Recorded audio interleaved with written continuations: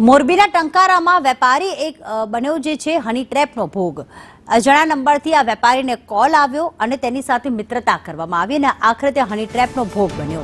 ઠગબાજોએ વેપારી પાસેથી 6 લાખ રૂપિયા પડાવ્યા। દુષ્કર્મના કેસમાં ફસાવી દેવાની ધમકી આપી હતી અને 6 લાખ રૂપિયા પડાવ્યા હતા। દંપતી સહિત 6 સામે પોલીસ ફરિયાદ નોંધાઈ છે। આ વેપારીને અજાણ્યા નંબરથી કોલ આવ્યો હતો અને ખાસ તેને ધમકી આપવામાં આવી હતી અને તેની પાસેથી 6 લાખ પડાવવામાં આવ્યા। આ વેપારી હની ટ્રેપનો શિકાર બન્યો છે।